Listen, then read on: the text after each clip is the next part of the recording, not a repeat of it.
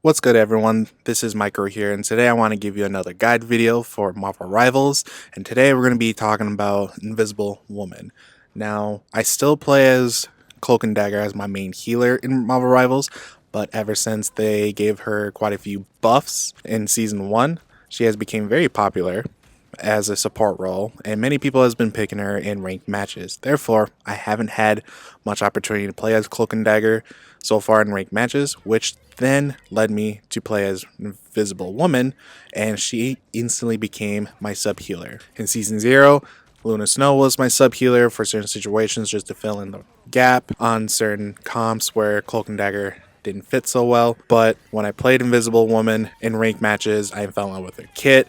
It just meshed really well. Her aiming felt very similar to how I would aim as Magneto, and Magneto was one of my main tanks. Therefore, it didn't take that long for me to understand how to play her very comfortably. And obviously, as the season goes on and the more ranked matches I do, I'll just get more and more comfortable playing with Invisible Woman. And that's why I want to give you this advanced guide today, because I have had quite a bit of experience in gameplay footage playing as Invisible Woman, and I want to give that information out to you. I'll start by just briefly highlighting what her basic skill set is. You can look up the details for her skill set on the Marvel Rivals official website if you want to go more in detail and reading all the schematics on what her moves does, but I'll still go over in this video in a highlighted sense so you know what each move does and how I view them. I'll go over some team synergies that you can best pair Invisible Woman up with either other support characters, DPS or tank heroes, and I'll exclude the team up ability with Mr. Fantastic. I'm talking about other characters that you can do some crazy meta comp team synergies with when you are playing ranked matches or even tournament play. And lastly, I'll give my personal thoughts and opinions on her overall skill set and how she's going to age well in the future seasons of Marvel Rivals. Without further ado, let's dive into it. Now, the next part I want to talk about is the advanced skill application on what each of her moves does and how you can best use her moves in certain situations when you're playing as Invisible Woman. Now, starting off with her primary fire, as I mentioned earlier, it pierces through enemies and allies. Therefore, the first advanced tip that I can give you is to line your shots against as many allies and enemies as possible so you can get the best value for each shot that you make. That also means that she best excels in team fights, because a lot of times in team fights, especially in this current meta of brawlers, there are going to be a lot of enemies and allies kind of clumped together, which then would make it easier for you to just line your shots up and you can deal damage and heal your allies per round, which then gives you as much value per round, and it'll help charge your ultimate that much faster. So even though her damage may not look the greatest on paper compared to every other support character, it does add up because of the fact that you can pierce through both allies and enemies. Another advanced tip is, because the orbs travel in a boomerang fashion, my best recommendation when you're trying to damage an enemy hero, especially if it's like a 1v1 duel, whether you got dove by someone or you're trying to take someone out, is to aim at their torso or at their feet. Simply because it takes a little bit of time for the orbs to travel back.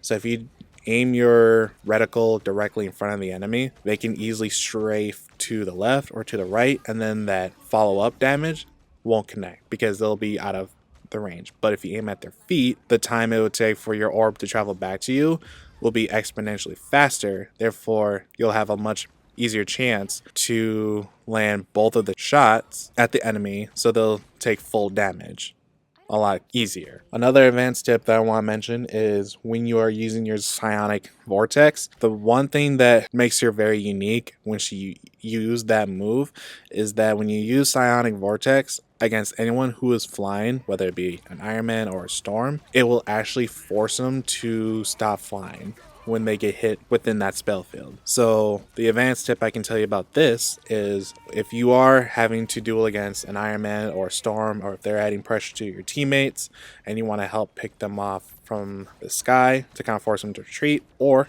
land for a kill, you can cast your psionic vortex close to them and then click the button again to detonate it when it's close to their radius, and when you see them kind of start dropping from the sky, ping that particular enemy, so it kind of lets your teammates know that, hey, I'm trying to go after this Iron Man or this Storm, they're falling from the sky, and it'll give them the cue that, hey, we can take out this person because he's not flying around as fast. So that's definitely a cool tech that they added into Invisible Woman's kit. Another cool advanced application you can use for Invisible Woman is when you're using her force physics.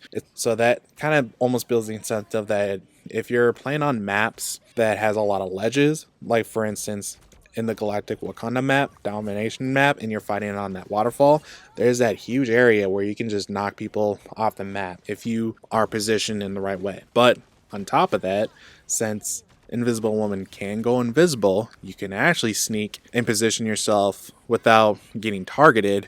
And if you see an enemy hero getting close to a ledge, you can use your force physics to push them off the ledge, and if they can't use an ability to kind of hop back onto the map, or if they don't fly, well then that's an automatic pick right there for being too close to the edge. Another cool tip that Invisible Woman can do is that if you're fighting against a Wolverine and he uses his lunge ability at your tanks or just anybody, but 9 times out of 10 a Wolverine is going to go after your tanks, and he's going to use that lunge ability to either take him to a back alley and kill him, or push your tank to their enemy side of the map to do an easy kill. You can use your force physics to either push or pull away Wolverine, and if you land your hit while he's in mid animation, it will cancel his move altogether. That means that if you stay close to your tank, when you know that you're fighting against a Wolverine and he tries to do that lunge, you can just push him away and it'll cancel the move automatically. Even if the Wolverine connects his lunge at your ally tank, as long as you land that push or pull, your ally tank will just fall flat. You'll fall to the ground where it lands, but it'll push the Wolverine or pull whichever direction that you choose to.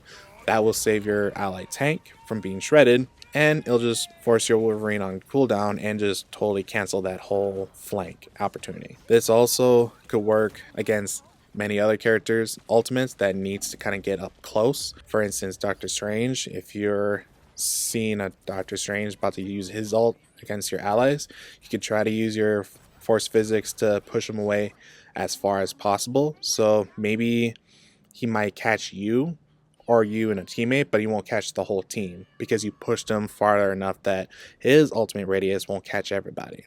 That could also be something to keep in mind when you're fighting a Doctor Strange. Now, I have thought about trying to use force physics against a Winter Soldier's ult because he does leap into the air and he does kind of get close to you when he lands down to the ground, but I haven't tried that tactic yet. But once I do, I'll just make a video short to showcase the results, and I can let you know if that's a myth or a bust, if it's possible to kind of move Winter Soldier's ult away from you or your teammates when you use force physics at the right moment. Another cool advanced tech tip that I can give you is her Guardian Shield ability. As I mentioned, her Guardian Shield could do an AoE healing effect.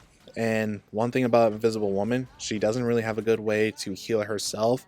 So one things you can do, especially if you're playing duo or trio comp in ranked matches, you can communicate with one of your teammates to ask them like, hey, can you just hug a wall or around a corridor in any map, and you can just leave the shield there so that anytime they get low on health, they can just waddle back to that one particular area that's safe from enemy sight, and they can just stand around the shield and they can get healed back up, go back into the fight relatively quickly without having to scour throughout the map to go find a med pack. So that's a really cool way that you can communicate with your teammates to plant a shield in a safe spot to heal yourself back up so you can continue peeling, continue peeking, and poke damage, or any of your other teammates could go back to that safe spot too. Another cool tip is if you are seeing certain characters about to cast their ult, whether it's a Doctor Strange, a Groot ult that does like CC type of effect, you can cast your shield in front of your teammate, and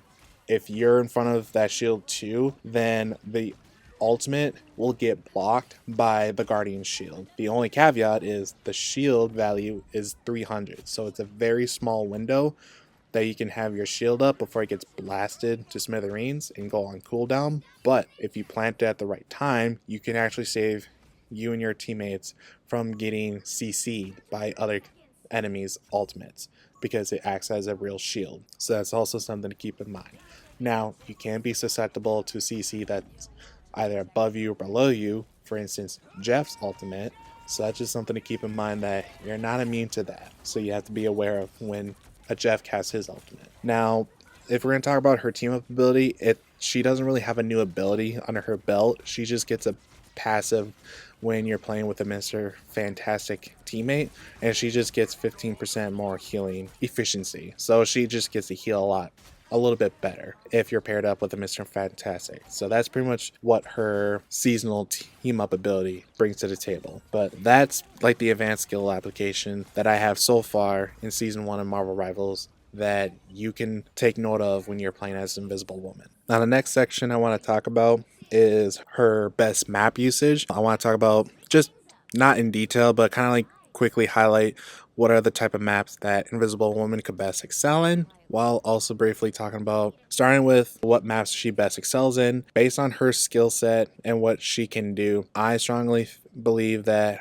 her best maps she can thrive in is really any type of maps that has a lot of ledges or cliffs that enemies could die to. Simply because of the fact that, one, she can turn invisible, so it's very easy for her to kind of maneuver around the map without getting detected. People can still hear your footsteps, but they just can't see you, and it just makes it easier for you to position yourself while invisible if you see an enemy hero who's getting too close to the cliff, and then you can use your force physics to push them off the cliff to get an easy pick. Oftentimes, especially when it comes during the team fights, if you're doing your double jump to get out of a sticky situation, to kind of breathe, get some health, you might actually see some other enemy heroes I'm trying to get out of a team fight so they can breathe and reassess the situation. But if you see them getting too close to a ledge, well, then you can see that opportunity to sneak as close to them as possible, then use your force physics to push them off the map for an easy kill. And that'll be one less hero off the board to allow you and your teammates to finish the team fight in your favor and capture the point or capture whatever objective that you're trying to conquer. So that's one type of map that I think she definitely thrives in. Another map I think she would definitely be good is any type of close quarter maps. And the reason why I say that is because her primary fire, it does kind of go far, but it's not as far of a reach as compared to like Cloak and Dagger or even Luna Snows. So she cannot heal allies who are super far away.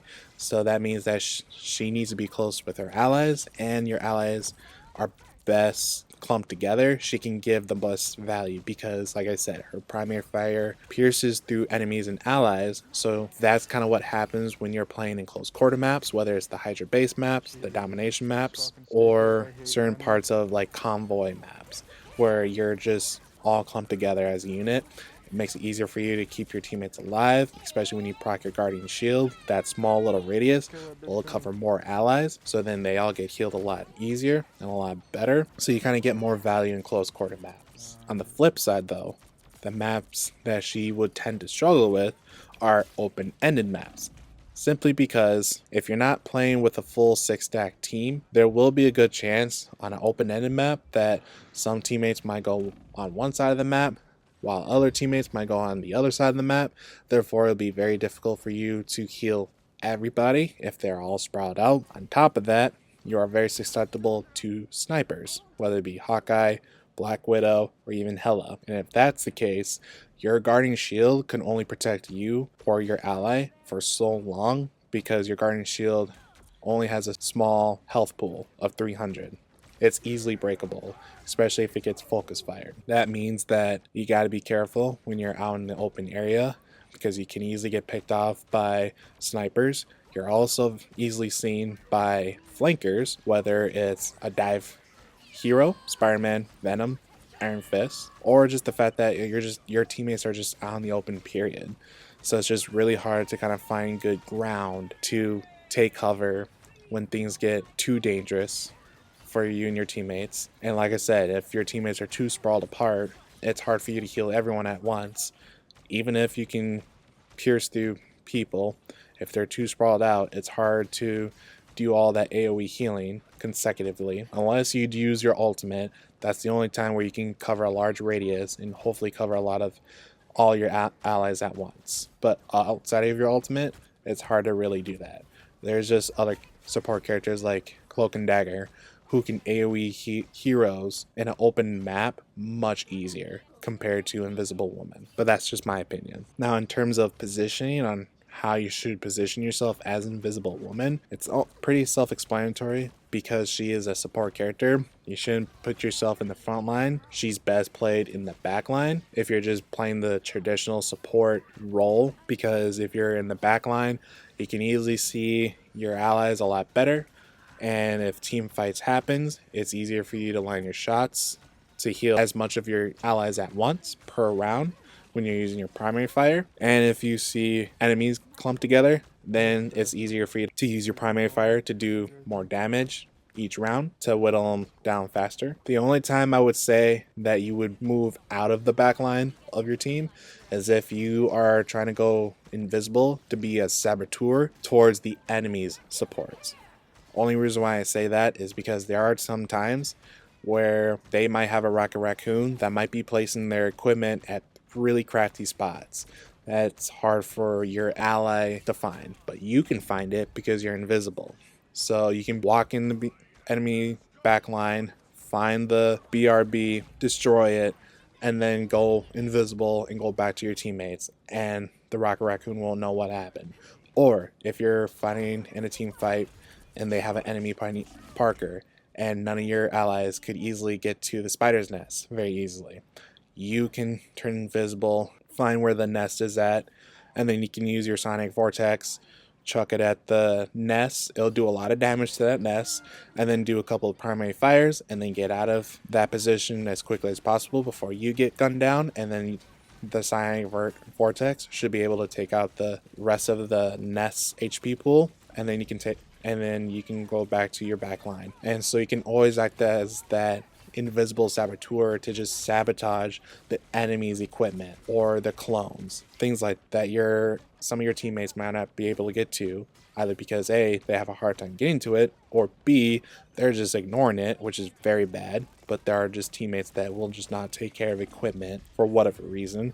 So you can act as that saboteur and just deny their value by taking out the Penny's nest. You can take out the Invisible Woman shields. You can take out the Raccoon's BRB, or etc. But other than that, hang in the back line, heal your allies, pierce through as much enemies as possible, and you'll get great value. The next part I want to talk about is combos and rotations for Invisible Woman. This is the part where I definitely could say that she earns her 4-star difficulty, is simply because there's a lot of different ways you can use her moveset to create different combos based off of different situations. However, obviously there are some YouTubers who recently kind of discovered a really good bread and butter combo, so I won't take the credit for it. I'll just include the video here. I'll let them talk about it. I'll include their profile links below so you can make sure to follow them, give them their support, because they just do a better job of talking about these type of combos better than I would, and I don't want to recreate the wheel, so I just let them take the show for now. Character stuff. Firstly, get as close as you can as possible before fighting and aim at the enemy's feet. This way, the rebound will bounce off the floor immediately. This guarantees both hits will hit the player, and it will be burstier damage, which is harder to out-heal. On top of that, if you try to hit whilst aiming sort of at a level height that you would with a traditional character, as it flies back towards the enemy, there's a good chance the enemy may just strafe out the way, and you may miss that second attack, so you're gonna not get as much damage per second. Next, Invisible Woman's melee combo, funnily enough, does more DPS than her main attack. Up close, your melee will work out better than using your primary. However, when you combine them together, that's when you get the most amount of damage per second. The first melee attack can actually be almost done at the exact same time as your primary. So the best possible combo is to melee and attack at the same time, and then interweave both attack and melee together. So melee attack at the same time, melee attack, and then once the 3 melee attacks is finished and you restart the combo again, you can melee and attack at the same time again, and then melee attack, melee attack. This will be far faster than only using primary attack or only using melee. Now let's talk about the most powerful combo Invisible Woman has to basically insta-kill supports or squishies. And the fun thing is you can do this from invisible to basically sneak into the backline and get a quick pick before going back to your team. Let me show you what it looks like first, then I'll break it down. So this combo can be done whilst invisible, which gives it a lot of benefit because you can obviously sneak into the backline, find a healer, and then once you're there, this is what it will look like. Now this combo does require a lot of practice, and practicing the timings can make a massive difference between how much damage you're doing. So let me show you it again with a bit better timing. That's all you had.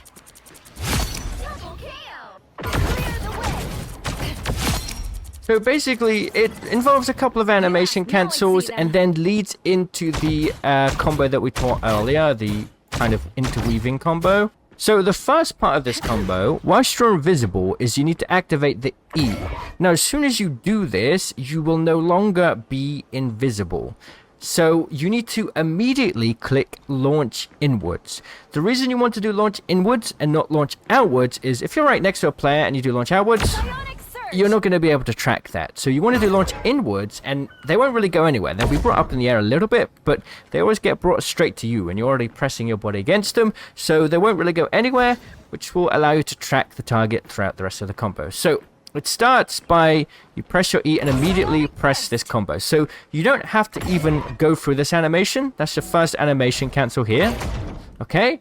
Now the reason why we do this ability first is this is what happens when you use this ability and then try and attack afterwards. There's a bit of a delay. However, if we use the shift ability, we can basically attack immediately. This is the shift after an attack afterwards. And this is the E. So there's a lot longer delay if you do the E followed by an attack. So to put it all together so far, you would be invisible, you would then press E, and then click launch inwards, and then click shift, and then click attack. And you can do all of that within a very short time span, like almost pressing the buttons almost simultaneously, and it ends up looking like this. So in that, just basically the same frame, I've done my E attack, I've done the shift, and I've started my attack, which then can be followed immediately by the same melee combo that we just talked about. There's literally like 0.0001 second between each button press here. Like that. So that's Invisible Woman's main combos. The melee primary attack sort of best combo, and then the sort of insta-kill attacks for when you're sort of sneaking about. Hope you guys learned a thing or two from their explanation on how you can use certain combos for Invisible Woman. One of my combos that I personally do when I play as Invisible Woman is if I find myself either flanking somebody who's low on health or someone's trying to dive at me, whether it be a Spider-Man, Winter Soldier. I even saw Black Panther a few times trying to dive at me. My bread and butter combo that I tend to do is I use Psionic Vortex. I throw it at the ground right underneath them to kind of create that foundation of if you're already close to me, you're going to be taking damage.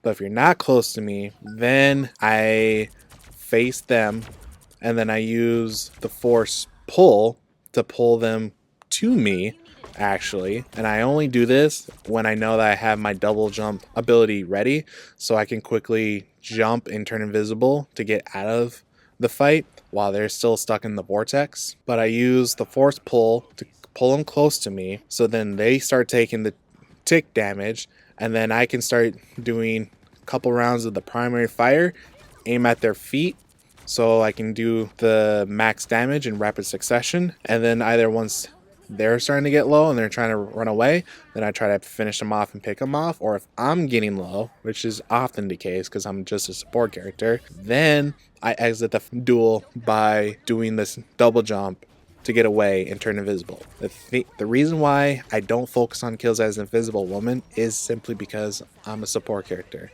Therefore, my main mentality is not to get as much kills as I can, but to do damage enough that someone else could pick off the enemy hero who's already weak to finish the fight on my behalf. And while I can focus on getting away from that fight and stay alive longer. That's my main goal when I play as support, is to not die as much. Now, if I'm a DPS hero, yes, I will take as much high risk, high reward opportunities as I can because I'm trying to do as much damage as I can. But Invisible Woman is a support character, so that's not my train of thought. So that's why my combo always ends in the double jump to get out of the fight, because I don't want to finish it. I just want to do as much damage to either force them to retreat so that my other support hero doesn't get hit from them and die, or I retreat and one of my teammates can find them low and then they can pick them off and I could just get the assist kill. And I'm fine with that because I did my job as a support character by not dying. But that's my main combo that I like to use. And that's pretty much the main section for Invisible Woman's combos and rotations when you're playing as her. The next part I want to talk about is her team synergies and metacomp recommendations when you're playing as Invisible Woman. Starting off with team synergies, one of the best synergy that I mentioned that I believe would definitely pay off, and I mentioned it in my last guide video, is if you are playing as Invisible Woman, she would definitely pair well with a Scarlet Witch. The reason why I'm saying this is because Scarlet Witch's defining trait is her ultimate. It's an AoE nuke that can one-shot practically everybody in the game, so as long as there's no gimmick involved. But the thing about Scarlet Witch is she is easily CC'd, or she is easily susceptible to getting gunned down because she stands out like a sore thumb when she's casting her ult, because it takes 5,000 years for it to proc off. But with Invisible Woman, one thing you can do to your teammate Scarlet Witch is when you know that she's about to use her ultimate, or if she's already using her ultimate, and you see the enemy team all shifting their focus from you to try to take out your Scarlet Witch, you can use your ultimate, proc it nearby your ally so that they're getting healed consistently, and because I mentioned the ultimate, it slows any enemy who's within that radius, so now the enemies are slowed, so now they're stuck in a standstill. They can try to gun down your Scarlet Witch, but it's going to become impossible because your ultimate does a lot of healing, and then on top of that, after you cast your ultimate, you can then throw your shield in front of your Scarlet Witch. So if someone's trying to chuck a CC at her, whether it be a freeze, a sleep, something like that, your shield will protect your Scarlet Witch from that CC move, and she can just finish her ultimate, wipe out the entire team without much worry because you used your ultimate. So if we're going to talk ult economy, if it only takes one support ult and one AoE nuke ult from your teammates to wipe out a team of 5, a team of 6, or even a team of 4, well then the last 2 stragglers who are left on an enemy team, you can easily wipe the floor with them and then take over the objective or finish the point or finish the map, because your Scarlet Witch did all the dirty work of nuking everybody and you did the dirty work on protecting her. And even if your allies protect Scarlet Witch, add more layers of protection, well then that just makes that team fight even more easier to just steamroll. Good team synergy that Invisible Woman could pair up with is an ally Punisher.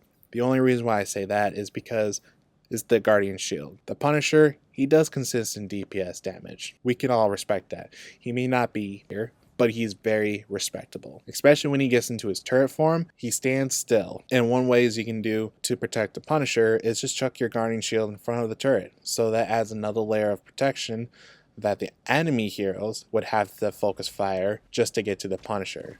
Because your shield, 300, plus the Punisher's turret HP pool, well, it'll be very difficult for the Punisher to get gunned down. And even if someone is flanking the Punisher and you have the Guardian Shield has a radius of healing your Punisher.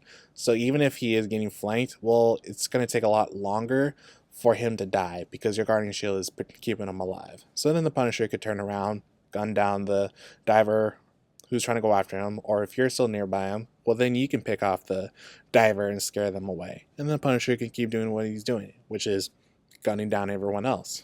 Or when the Punisher is using his ultimate, he is slow. So then you can use your Guardian Shield to keep him alive. It'll mitigate the amount of damage he's going to receive in front of them during that time. But because he pumps out so much damage in a short time frame, sometimes those mere couple of seconds is all you need to keep him alive, and then he can mow down the enemy team with ease. So that's another good team synergy when you're playing as Invisible Woman.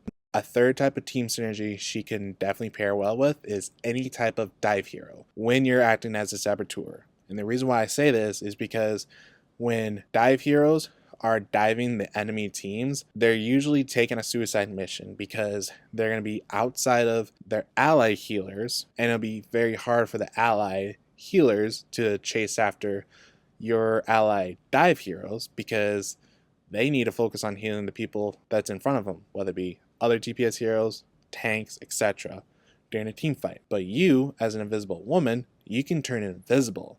So while your dive heroes are able to just quickly bob in and out of fights because they have high mobility and they can just dive in, do their thing, and dive out, well, you can follow them much easier because you can go invisible. So if you can coordinate your attacks with your ally teammates, who is either a Spider-Man, a Venom, an Iron Fist, whoever is a dive hero, you can coordinate your attacks with them. And the best thing about that, your support. So you can protect your dive heroes and keep them on the battlefield longer by healing them while also doing damage yourself, because you can use your Psionic Vortex to slow down any support heroes who's trying to get away. If any of your heroes got CC'd, whether it's frozen, sleep, or whatever, you can heal them up while chipping away the ally support at the same time, because you can pierce with your primary fire. And if you're getting into trouble yourself, you can easily step away from the fight immediately by double jumping. So as long as you're not within animation of being attacked, you can turn invisible and just get out of the fight relatively safely. And plus you have a DPS hero or a tank with you while during that dive attempt. Well, I mean, you have a partner with you to kind of coordinate your attacks. So it's a lot harder for the enemy team to shut down the dive attempts because you're there to protect your allies from that. And you can do respectable damage yourself. So in theory, I haven't seen much people do that yet. I'm still getting practice on diving with my dive heroes. I'm practicing on quick play, but once I master getting used to diving in and out and coordinating my dive heroes dive attempts with my own, then I could start implementing that into competitive and tournament. But it'll probably go much faster if you actually have a teammate who is like a Spider-Man, a Venom, or a dive hero, and then it'll be easier for you two to communicate with one another in a duo or a trio comp to just do those dives together, rather than trying to time your dive attempts with strangers. So those are like the main 3 synergies that Invisible Woman could definitely pair up with. Now, if we're going to talk about meta compositions, so far the rising meta comp that is getting popular right now is a triple support comp. And that's only because people are now realizing that with 3 support heroes and a team of 6, it is very hard for the enemy team to gun you down because you have so much healing capabilities. It is hard for you to kind of lose a regular team fight without any ults because you're just pumping out so much heals. And that's a good thing. So if you are an Invisible Woman paired with 2 other healer support characters, then it makes your team composition overall very tanky. And regardless if your other 3 teammates do a 1-2-3 composition, whether it's 1 tank, 2 DPS, 3 healers, or the exact opposite, 2-1-3 composition, 2 tanks, 1 DPS, 3 healers, you still fulfill that role of pumping out so much heals, and you have support ult in your team's back pocket, it's a lot easier for your teams to kind of like steamroll the enemy team because you have a safety measure with a triple support comp. The only way that triple support comps get steamrolled back is if the enemy teams has a really concise coordination of taking out the ally heroes first in a team fight. It can be done still. You guys aren't invulnerable, but it just makes it harder for you to get steamrolled back in a triple support comp. So that's one meta comp recommendation I could suggest if you're trying to build an effective team for ranked play and tournament play. Another meta comp recommendation is the classic 2-2-2 split, because if you're playing more on a defensive role as Invincible Woman, you're not acting as a saboteur a lot, you just want to hang in the back, heal your allies, then a balanced 2-2-2 split is just the way to go, because then it's you and another healer, and you can just play your role as any other support role, keep your allies alive, heal when need to be healed, do damage when you don't need to worry about healing as much, or when you really need to pick off this one particular hero that's causing a lot of problems and pressure to your teammates. And it's a balanced composition. There's really nothing much I can say on that. The one meta composition I won't recommend is a single healer comp, because I believe it's way too stressful for an Invisible Woman to be the only healer in the team. Yes, she can put out some respectable heals, but I don't think she could do it on her own, unlike some other heroes. Cloak and Dagger, I can do matches as a solo healer. It's stressful, but it's possible. But with Invisible Woman, I don't think she can do as much heals as a Cloak and Dagger can, or a Luna Snow, or even a Jeff the Land Shark is great at being a heal bot. So those type of support characters can excel in a solo heal comp that Invisible Woman just can't. And that's just one flaw that she has in her kit. She's just not great at being a solo heal. And that's fine, because that's not how she shines the most. She shines with other support characters involved, because then it allows her to be more of the saboteur type of support character. So that's the one meta comp that I don't recommend. Is if you find yourself being a solo heal for whatever reason, pick a different support character. And that's my thoughts on the best team synergies so far and meta comp recommendations for Invisible Woman in Marvel Rivals. The last part I want to talk about is just my personal thoughts and opinions or conclusion as Invisible Woman in Marvel Rivals. I do love her kit, and I really do think that her playstyle definitely represents her main character in the Marvel comic books. She can turn invisible, she protects her allies, she can give a bubble, not a bubble shield that you often would see, but she can give like a guardian shield that in front of your allies to help protect against oncoming damage while healing them at the same time, and heal yourself too if you're around the guardian shield. And her ultimate is just amazing. The fact that you can turn your allies invisible just makes it so much harder for enemies on the outside of the ultimate to really gun your teammates down. And then the people on the inside, well, yeah, they can see your allies, but they're slowed, so it's much easier for you and your allies to capitalize taking them down in a team fight. So she definitely has a lot of a flexibility on filling certain roles as a support character when you're playing ranked matches, tournaments, and you're trying to figure out the best composition for a given situation for you and your teammates. Personally, I think her biggest flaw is the fact that she cannot put out as much healing capabilities as compared to like Jeff the Land Shark or Luna Snow or Cloak and Dagger that we're just normally used to seeing. Therefore, she really sucks at a solo heal comp. Even though that's severely not recommended in competitive ranked play, there might be some matches where you might actually find a solo heal comp.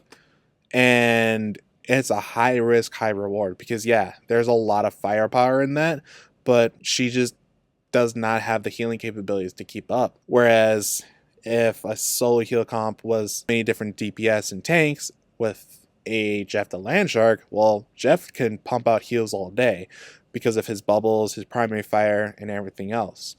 So he is very capable of just being a heal bot, and he excel at it. Rocket Raccoon in a solo heal comp, maybe he could pull off being a solo heal comp because he's really just good for pumping out his healing. Maybe. I don't know. I wouldn't think so. I just think Jeff would be the king of solo heal comps, but not Invisible Woman. Another chink in Invisible Woman's kit is the fact that she really doesn't have the greatest capability of healing herself as compared to every other healer. Take Luna Snow, for instance. Luna Snow can sustain herself by using her abilities because she heals herself 30 HP per second for 3 seconds. So that's a total of healing herself for 90 every time she uses an ability move. Cloak and Dagger. She can heal herself by using Dagger Storm on the ground, or she can be close to her teammates and use her primary fire, the Life Force Dagger, and she can get healed a little bit over time when she's healing other allies. Those characters get rewarded for incentivizing healing other allies over damaging enemies because they get sustained longer and it's a lot harder for them to die when they are protecting their allies. But when it comes to Invisible Woman, she has no reward system on healing her allies to keep herself alive. The only way you can keep yourself alive as an Invisible Woman is when you're throwing your guardian shield in front of an ally. And you have to hope that ally isn't in middle of a team fight, because then you wouldn't get the heal right away because it'll just get blasted. Or if you're trying to shield an ally that's not in a great spot around a cover or anything, then that would also be difficult to get value from that. The only other way besides the guardian shield she can sustain herself is when she turns invisible. Yes, it can work, but she only gets healed 20 per second. So for an HP pool of 250, it would take you at least 12 seconds to get close to full health if you're like severely low. 12 seconds is more than you just simply dying and waits 8 seconds to get thrown back into spawn. Yes, you can remain at a corner for 12 seconds and then boom, you're right there in front of an objective, point, whatever. But I just feel like if you don't have a guardian shield ready next to an ally while you're invisible, or you're not nearby a med pack, I just view it as the equivalent of dying, because it just takes too long to get yourself back to full health and then get back into the fight.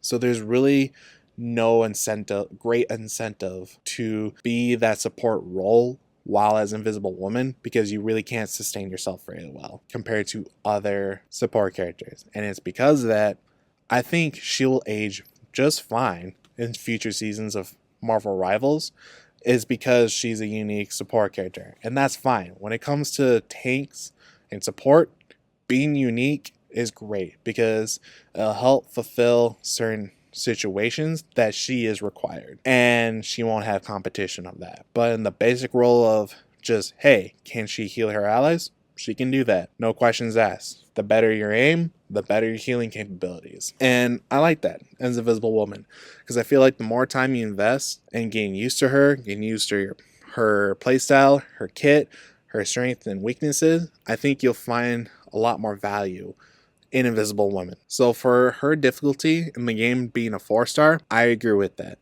The intellectual difficulty of understanding like her positioning, her playstyle and things like that, the best combos, I will put it as a 4-star, because again, there's a high skill ceiling on how you can best maximize Invisible Woman in Marvel Rivals, so I can respect the 4-star difficulty because there's a lot of creativity that she can bring to the table, and the more time you invest in playing as her, I think you can get more value out of it. So that's my thoughts and opinions on Invisible Woman for this advanced guide.